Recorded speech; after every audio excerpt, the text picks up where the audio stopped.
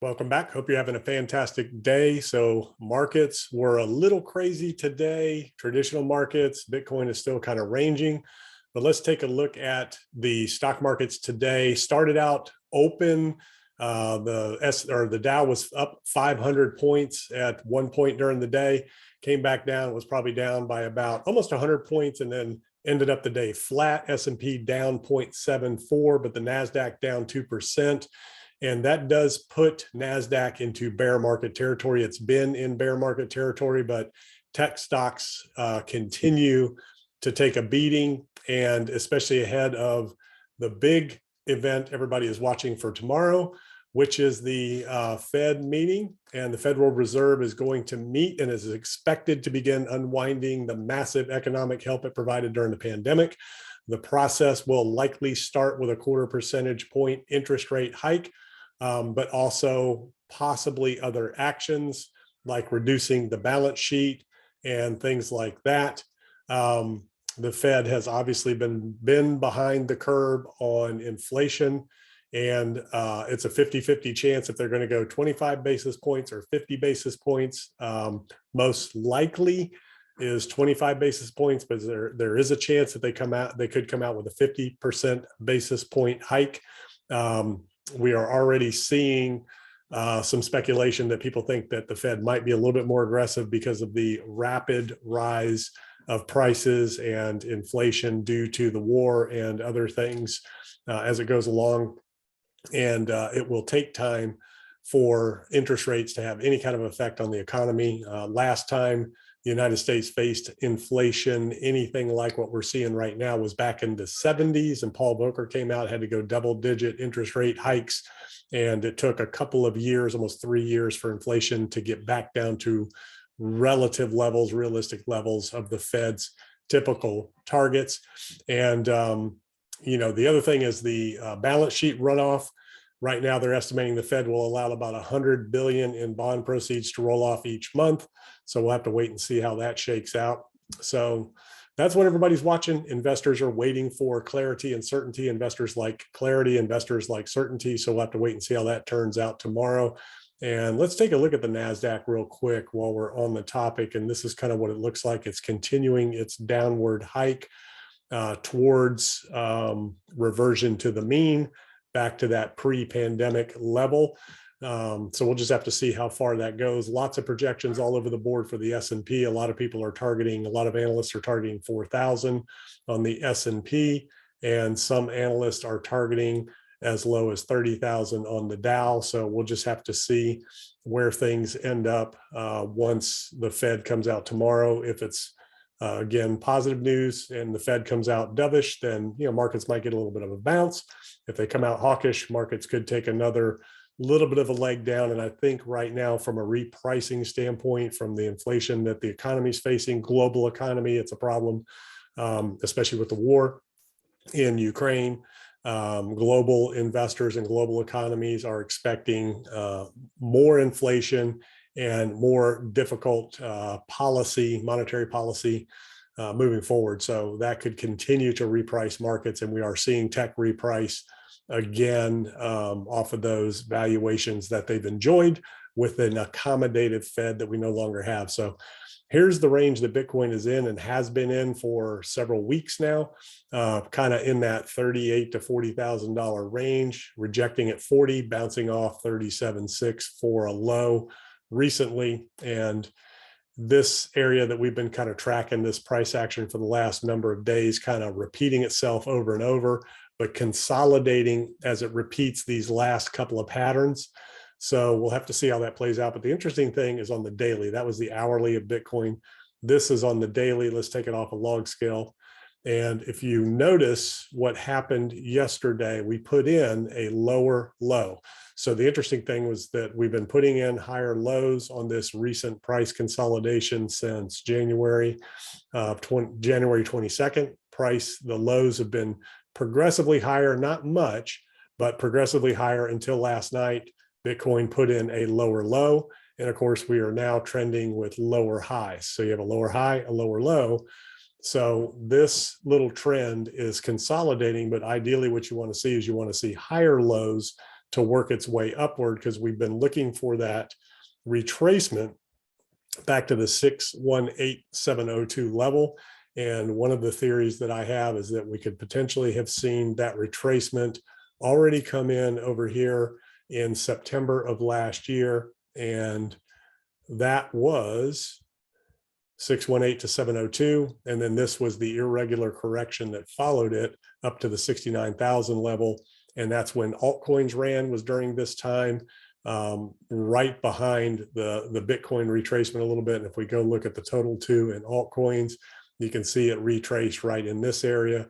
That's September. It followed suit, and then it went on to run after Bitcoin, right as Bitcoin was kind of running. A lot of the altcoins kind of ran at the same time, and then everything's been downhill. So it could potentially be that this whole move that we've been watching and waiting for over here has potentially occurred, and we could see just some more of this sideways consolidation. The good news is this 35,000 that we targeted could be the bottom range for this sideways consolidation before a potential run. The bad news is this consolidation could last for several months.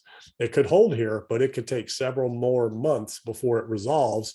And we've seen the range of this in the wick lows of 33,000 to the range highs of 45,800, not quite 46. That's a 38% range, kind of what we saw over here last year in 2021, 42% range right there.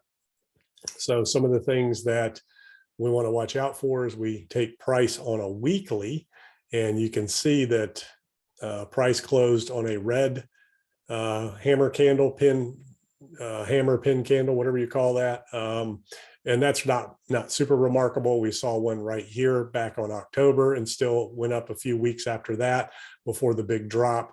So there's no clear set pattern on one of those types of candles, whether that means anything positive or negative. You saw one right here, went down a little bit for a couple of weeks, but again, had one right here, price bounced for a couple of weeks.